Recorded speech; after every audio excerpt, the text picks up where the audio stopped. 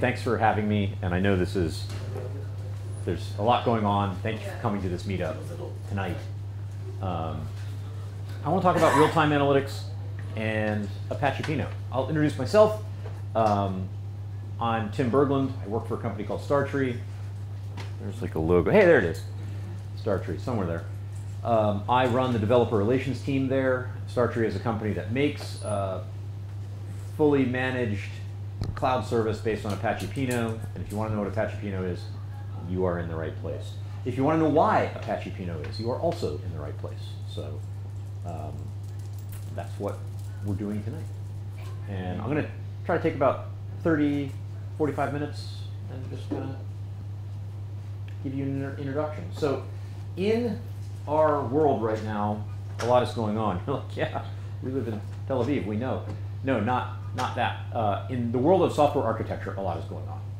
Now, it used to be, just a few years ago, to build an application, you knew what to do. There was a database, it was the center of your world, and when you were designing a new system, you'd really kind of start with thinking about the data, which really meant thinking about things out in the world, and you design a schema and build an application around that, and that application was centered on the database, owned the database, and the database owned the application, and it was a good life, right? It didn't work for everything, but it was how we did things.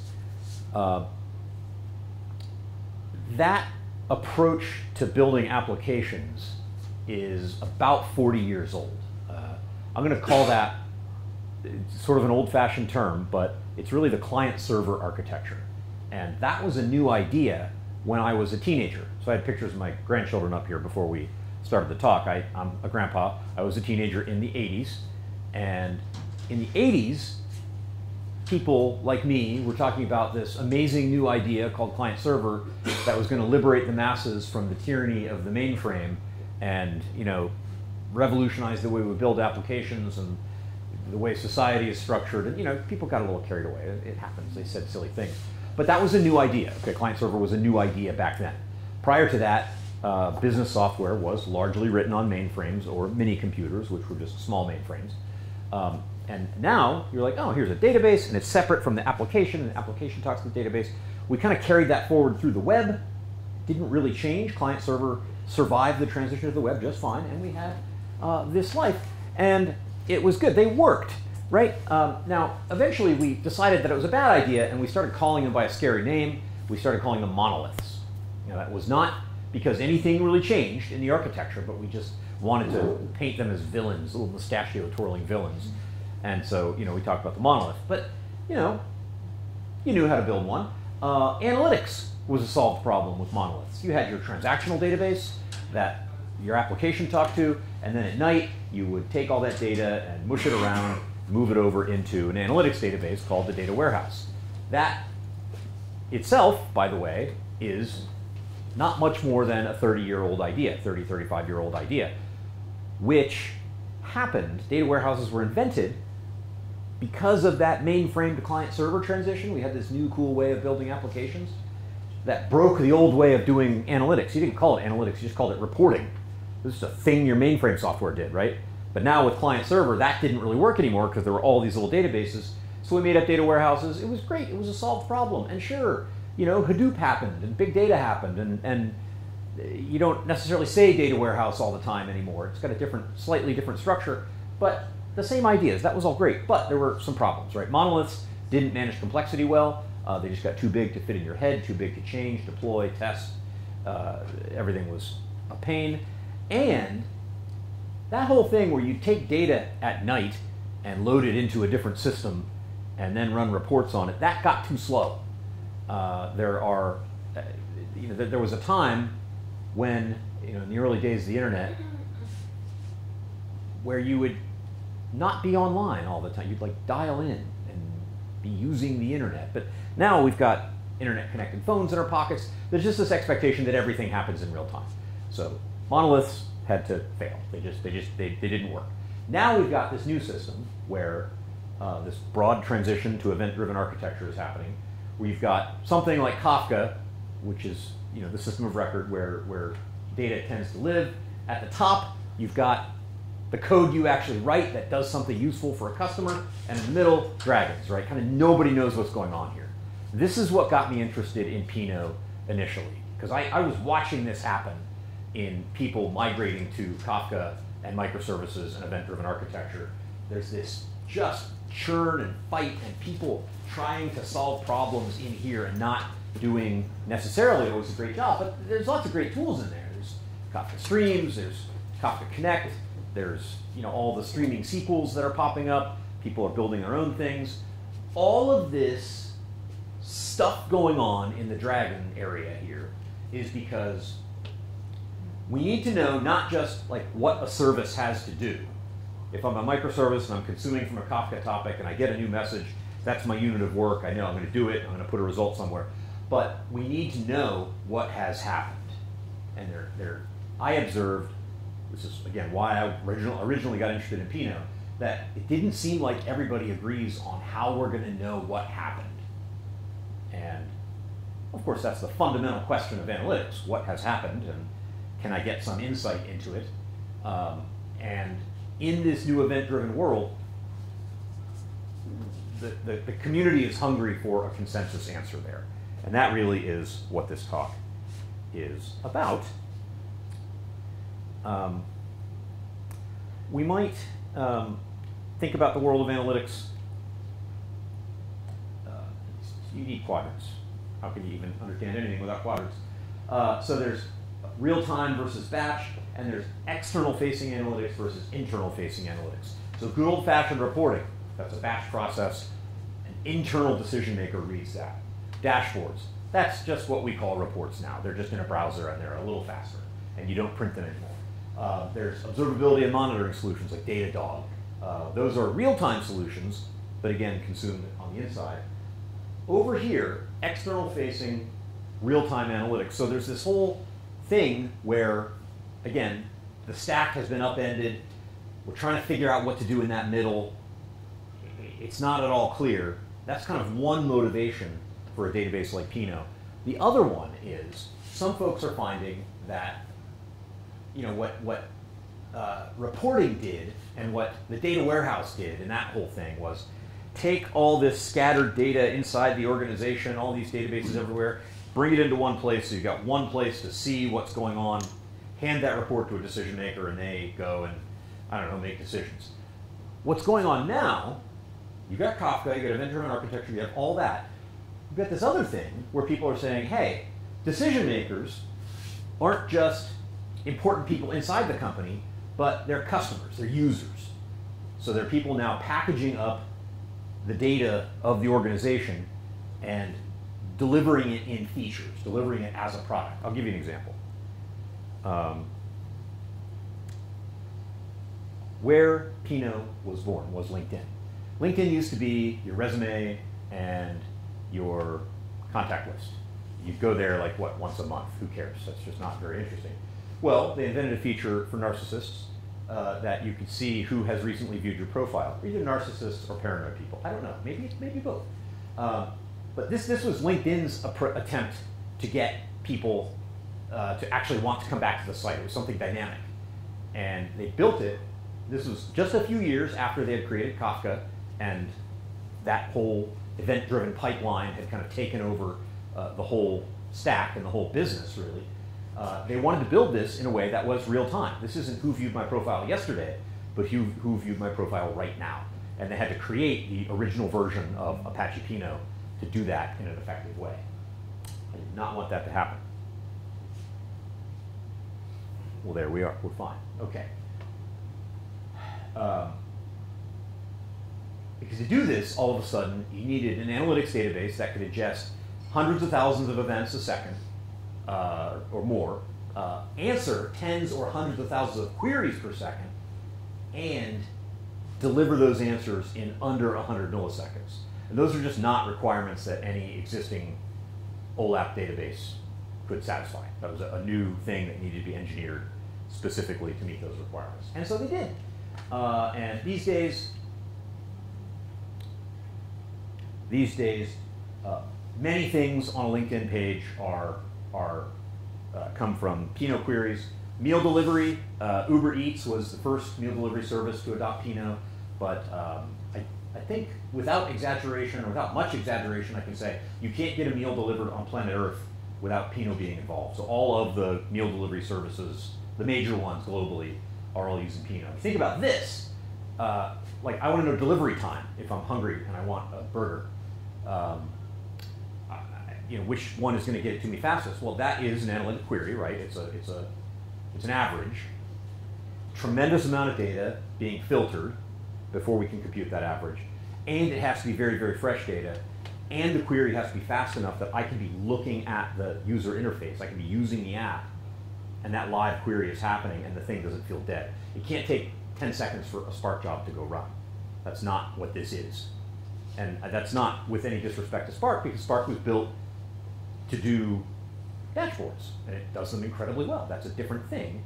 But now putting this stuff in the user interface with this completely event-driven stack underneath, we just needed a new kind of infrastructure. So that is why, and I spend so much time on that because I think it's important. Just saying, hey, there's a new database, let me tell you about it. There's a lot of databases, right? But two important things are actually changing to create the need for this kind of a tool. And that's the architecture, the way we build applications, and the expectation of how long it's going to take us to serve results. All right, data model. I have nothing to say about this. It's their tables. It's not like in the old days when we had the NoSQL revolution and everybody was trying to come up with this different. No, there's nothing different about it. It's tables. It's fine.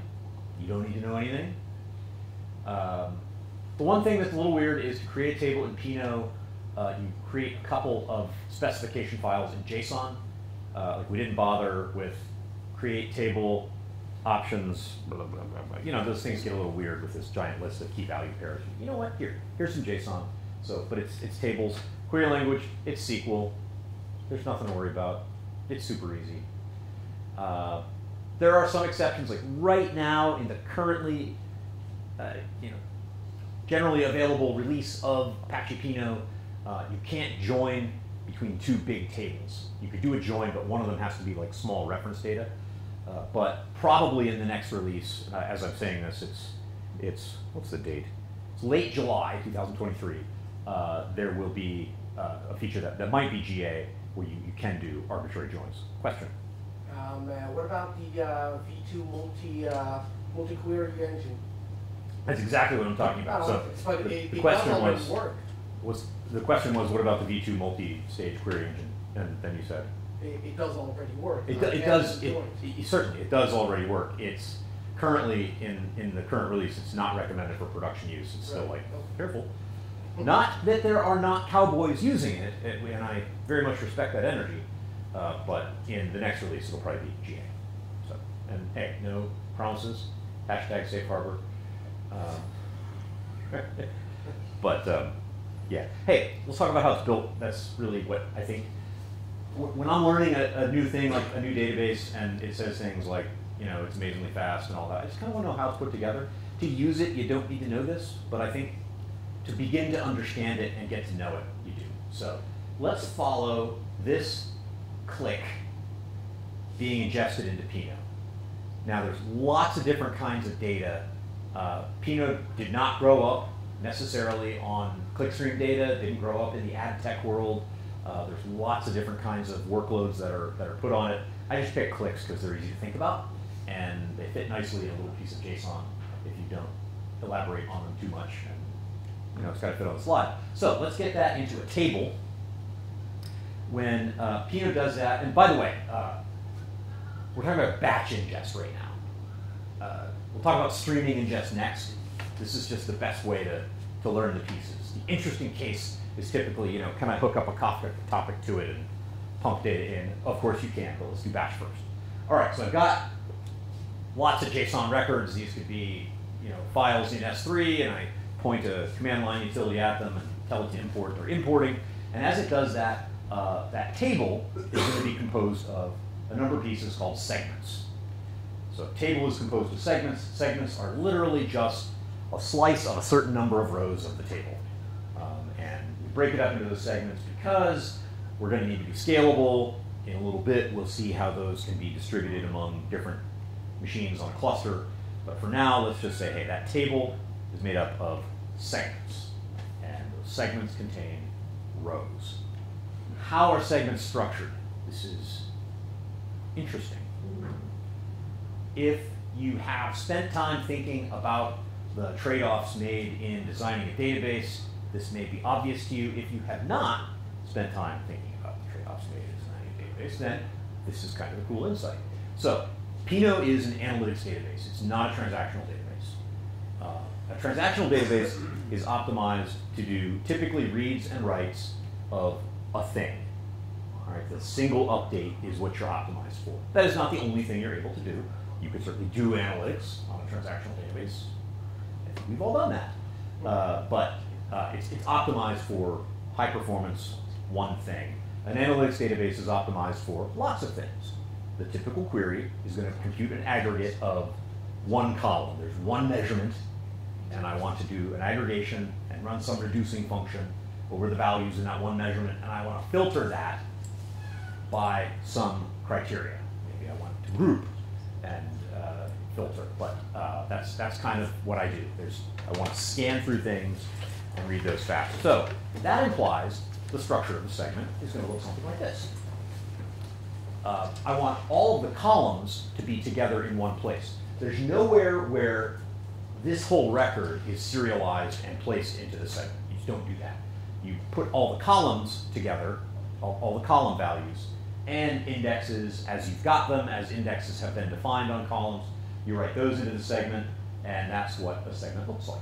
So, like I said, if what you wanted, if you were a transactional database and you want to say, hey, get me this one row, that's kind of a pain. You've got to seek all over the place or read a bunch of blocks or whatever it is to reconstruct this whole thing. If I wanted to compute an average of the number of bytes in some set of data, well, that's great. I can just go here and zip through those columns there. So that's what it actually means to be a column-oriented database. Those columns are stored together. All right, segment, that's segment structure. We've got all these segments, an ever-increasing number of segments. We'll just give them numbers, and let's put them on a server. And yes, my friends, that is the technical term in Pinot. You read the documentation, read the code. It's called a server. Naming things is hard. So servers are where segments live. And servers are where queries are actually computed. So the real work of processing a query, most of it happens on a server. And the storage of the data, of the segment data itself, is done on local disk on a storage, that's on a server. And that tight coupling of storage and, if you think about it, pre-allocated compute resources, like that server is just there, ready to execute a query right away. We're not distributing a task to somewhere where it's available, some compute where it's available. There's nothing like that. The compute is there, the storage is there, and that tight coupling of storage and pre-allocation of compute are important trade-offs that Pinot makes in order to clock the numbers that it clocks.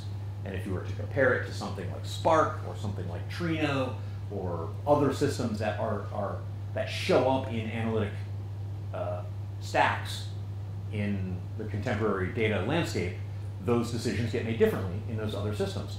And those other decisions have benefits of their own. So Pinot is, again, optimizing for latency, freshness, and concurrency. And so you have tight coupling of storage and compute that's pre-allocated. This is somewhat trivial. Segments are replicated. I mean, I don't think anyone is surprised. It's sort of table stakes these days. You can put segments in multiple places. That's a good thing. And we will add a new component, the broker. So the broker is where a client sends a query. The broker gets the query. The broker has access to metadata that lets it know, it can determine which segments are implicated by that query. Okay, there are going to be ranges of, either there's no range, in which case it's all the segments, or if there is a predicate, there is something in the where clause, it's going to be able to use that to say, well, at first order approximation, I know, say, only segments 2 and 8 are necessary to answer this query. So I'm going to scatter the query to brokers that have segments 2 and 8. That's what the broker does. It's got access to the metadata that lets it know where those segments are going to be and which segments are necessary. And then servers 2 and 3 do the actual query processing, remember, because they're tightly coupled to storage right there, and it happens very fast. They'll send intermediate results back up to the broker, which gathers them and sends a result back to the client.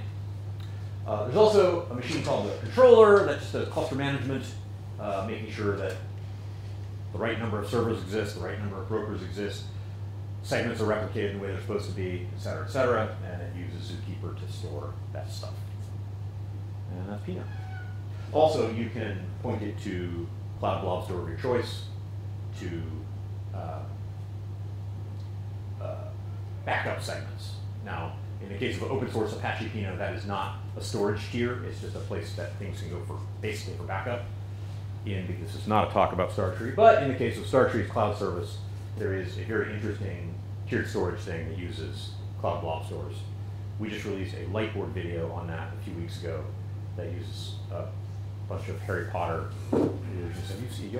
Has anyone seen this? No? I think I did. Okay, all right, well, there's a Slack workspace I'll point you to at the end. You can Slack me and I'll send you a link. Or you can find me on Twitter or anything, it's fine. Okay, let's skip ahead. I mentioned that we're covering batch ingest first, so that's where I have a bunch of data sitting somewhere, and I kick off a batch process, and it creates segments. You can also write a Spark job. You can write a Hadoop job if you're into that kind of thing. There are APIs for that, where you can take some other data and create segments from those systems programmatically, or just there are command line tools that you can kick that off. There are APIs that you can do. There's all kinds of ways to do that batch ingest. But what we really want is Kafka. And now that you know how batch works, Kafka is fairly easy to understand. So when you're defining a table, by the way, I hope you didn't miss the second thing that I don't think is super well named in Pinot. I don't think server is a very good name, because kind of everything is one, right? And offline table sounds like a table I can't do things with. Well, no, an offline table is available for your highly concurrent, low latency queries at any time. It is not really offline. It has been created by batch data. So regrettable names. Maybe someday we can change them. The streaming ingest feature, streaming ingest pathway creates what's called a real-time table. When you're defining the table schema, you indicate which one it is. There are hybrids, so I can have some batch ingest and some streaming ingest.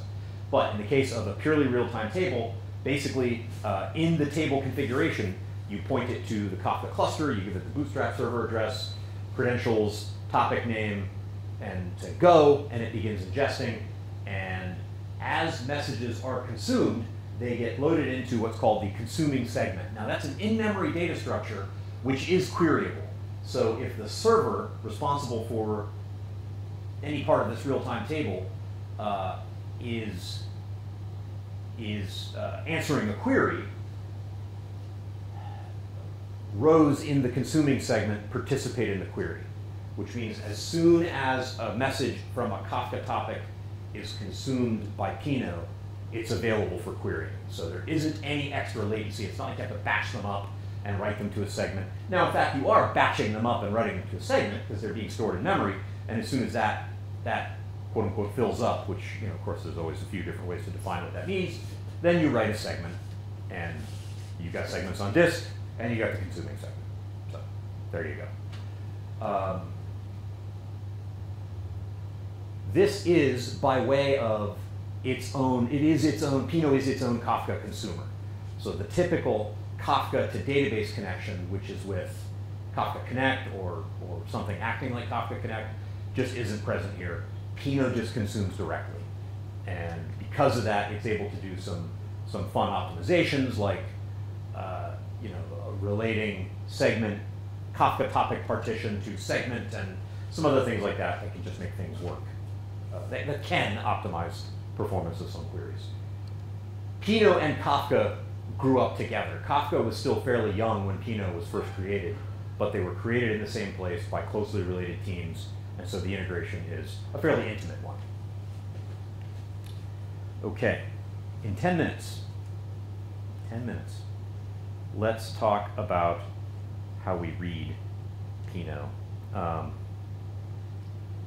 There's a number of indexes. So what else is there if you're an analytics database, right? I mean, there's always just a read path and a write path for any database. But if you're an analytics database, you want to be able to ingest. And then you want interesting ways to do reads. You want there to be the indexes that you need. Now, in the longer Pinot journey, there are, there's more to say, of course, about how ingest works and all the details. There are interesting things like upserts that are difficult in an analytics database because, well, you're assuming that everything is immutable, right? So there are all of these other really cool things to explore in Pinot, but I want to sort of land on, talk about how you write, how it's built. Let's talk about how you read. So the forward index, this is the simplest of all of the indexes. It's basically the way of saying, hey, I got this row that I know about, where is it in my segment? But remember, because this is a column database, it's not like that row is anywhere, right? It's split up, it's everywhere. So what this is really answering, the forward index is defined on a column, so it's answering where is this column for this row, which requires that we introduce the notion of what even is a row internally. And internally, as you're reading about the way the indexes work, you're going to see this term, the document ID, which is like the internal identifier for a row. It's not the same as the primary key. You can define a primary key in a Pinot table config. You don't always have to, so it's an optional part of the schema. This is not that, this is an internal thing. So the way this index works is, I'm looking at a single column of data here, right? This is doc ID, and this is the column that I'm indexing. I give it a doc ID, and it tells me what the value is. That's how the forward index works. And when I've got a low cardinality column like this, in this case there's only 3 values, that's, each one is only stored once. You can encode them, dictionary encode them. Some important cities in my life. Prague, I mean, I just like Prague. What's not to like, right? Used to live in Littleton, now live in Mountain View, so there you go. Okay, the inverted index is just the exact opposite of that. So once you know what the forward index is, if you flip it around, you've got the inverted index. So you give it a value, and it tells you the doc IDs. So if I say Littleton, it will say, well, Littleton occurs in doc IDs 0 and 1. Bloom filter index, we're going to skip him. And we're going to go to the text index. There is fairly sophisticated text indexing capabilities. So if you have a text blob, you can do a lot of the kinds of things that you'd expect to do. Regular expression, phrase, Boolean phrases, Boolean combinations of phrases, fuzzy matches, all that kind of stuff. This was originally implemented with Apache Lucene. I think in a recent version that has been re-implemented.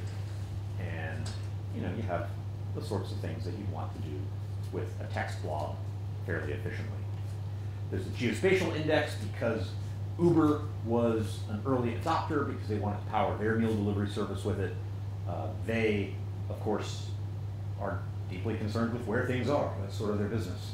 So they've got this library called H3 that decomposes the world into a bunch of hexagons, like a giant role-playing game, and you get all of the usual geospatial suspects can now become predicates in queries and can participate in projections also. This is worth its own talk. I really only ever just say, go read the docs. I need to add a link to this. My goodness, just last week we published a 10-minute video on how this works, a super quick preview by a guy on my team named Mark Needham. Recommended? That is not recommended. There we go. Okay. There is a JSON index. So if you've got a field that is unflattened JSON. I was showing us ingesting JSON. We were flattening that in the process of the ingestion. But if I've got a field that is just a blob of JSON, you can define an index on that field and do various kinds of performant queries with the JSON match function on the stuff there. So you got some good ways to read things. There is a timestamp index. So time, you can't have a table in Pinot without a timestamp. Nevertheless, it is not a time series database. It never describes itself. And I think it would be incorrect to call it a time series database. But time has to be defined.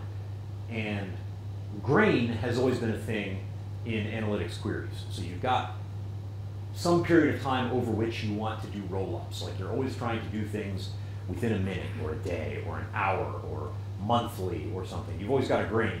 And so basically what the timestamp index does is takes the actual timestamp and kind of hacks off pieces of it if you just kind of walk back on the timestamp until you get the grain you want. So I'm showing this only to the minute for some reason. Seconds didn't get to get represented. This is the actual timestamp. A day timestamp index is going to create a pseudo column with just the day, with everything else basically set to 0, and then create an inverted index on that pseudo column. So you've got grain. We'll end with the best index. Oh my goodness, there's a typo on this slide. This is very important. How could I? So the name of my employer is StarTree. That's one word. We don't normally spell it with a lightning bolt. The StarTree index is 2 words. That's important. It's that way in the documentation. It's not the same as the company. Company name is kind of an implementation detail that leak into the interface, but it happens to everybody. Anyway, if you want to compute an aggregate on a field and there is some small number of predicates that may be present, is that going to happen in your analytics life? Yes, it is. Okay, that's a very common kind of query. It's not everything, but it's super common. Then this is what you do. If you know pivot tables, number one, I'm sorry, you should make better choices. But if you know pivot tables in spreadsheets, it's like persisting a pivot table to disk. Imagine some clickstream data, or some ad impression data. Sorry, not clickstream, with ad impressions. And there are 3 potential predicates: country, browser, and locale. Various combinations of those things, and impressions for all those combinations. If I'm not sure which predicate I'm interested in, or which subset of predicates I'm interested in, it's okay, because what happens is we build this tree. All right? And so the root node, there's nothing. That's not interesting. But if I say, well, I want just all of the USA, everything, just all the USA impressions. If I can traverse down here, this first row, first level down the list is country aggregates. Oh, and I have USA. Cool, it's 1,200. I don't need to go scan anything and add anything. It's pre-aggregated. This is the only time at present pre-aggregation happens anywhere in Pinot is in this index. But what if I wanted all of the Chrome users in Canada? Well, okay, I go down here and I find Canada, 600 total. That's not what I want. I go down one more level up. Chrome, or Canada Chrome, is 400. You get the idea. If I didn't have country, and I just wanted to know, say, everybody in the Spanish locale, okay, go to country. This is country wildcard. Next level is browser. Browser's not in my predicates, so I'll go browser wildcard. Here's locale ES, it's 500. So it's all written to disk already. It's a trade-off of space, right? You have to build a bunch of stuff in the index, but huge advantage in time. And it's kind of fun when people need this index and they first are exposed to it. They sometimes react as if something might be broken. This must be cached. This can't be. But it is. It's a cool index. All right. But you do need to go to several nodes to search, for example, in the last. Yes. Yeah. Yes. If you want to search only Spanish, so you need to go to search it in several nodes. Yes. So the question or the observation was you do need to go. Yeah. But you've got log n access to a tree instead of a filter and a scan. Yeah. So it's still a tremendous improvement. And you're not usually going to have more than 3, 4 predicates. I mean, you could, and so you could end up with an interesting traversal, but you're probably still super efficient there. All right, well, hey, that's Pinot. These changes that we're making to stack, to who we consider a decision maker, the kind of people that we would want to present analytics to, all this stuff is in flux right now. And the kinds of tools that we're going to need in the middle between our events at the bottom and the code we should actually spend our time writing at the top, that story's not being done, worked out.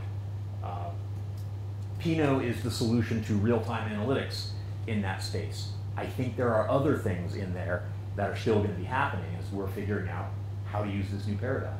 When client-server was new, nobody was really very good at it. The tools were all immature. It was much harder than it was, say, in 2010.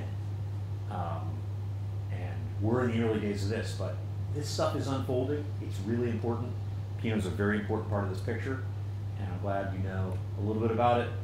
That is our Slack workspace at StarTree. You got more questions, you want to be alerted to when we release videos, updates to documentation, when we have live Q&A sessions with engineers, all that stuff is in there. We try to keep it a fairly active place. I would love it if you join. And thank you very much. You are.